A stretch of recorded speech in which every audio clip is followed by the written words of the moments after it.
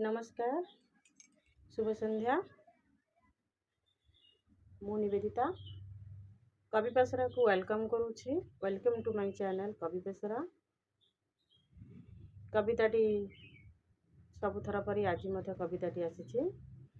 यह आपण मानको निश्चिंत भल लागिबो। Like share comment follow subscribe करबा को आदौ भूलिबेनी। सबु कविता परी ये कविता को मध्य सेतिकी भल पाइबा देबे एवं आरंभरू शेष जाए कविताटी शुणिबे। आज गोटे कविताटे अच्छे जार ना रही मिछ। आज खाणाबंगुर दुनिया रे सत जेतिकी मिछ सेतिकी। सत जेपरी रही रहिबो मिछ भी सेपरी रही रहिबो, तार अंत नहीं। सही सत मिछ को आधार करी आज कविताटी आपण मानको निश्चिंत रूपे भल लगे बोली मोर आशा और विश्वास। कविता मिछ।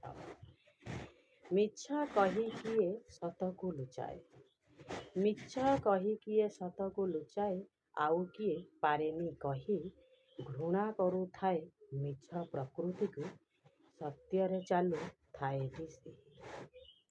मिछ केतेबेले उपकार करे केतेबेले भांगी दिए सुना संसार। राजनीति नईरे मिछर जुआर उठाए पकाए देश दुआर।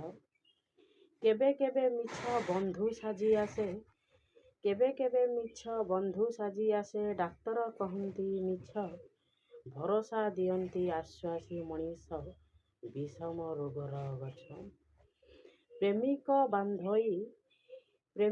बांधई मिछर बसा प्रेमिकार हृदय। स्वार्थ सरीगले प्रेमिका पाखरु प्रेमिक चाली जाएटी दूरे। अबुझा शिशु न खाइले खाद्य मिछरे माँ देखाए बुढ़ी असुरुणी। धर्मराज कहिथिले मिछ नरबा गुंजर अस्वस्थ माहत पुणी। कर्मचारी अवहेला करिले कामरे, कर्मचारी अवहेला करिले कामरे। अफिसरଙ୍କ पाखे मिछर आसरा नियई। सात जन्म को स्त्री कथा देई थाए स्वामीटी एकाठी रहिबा पाई।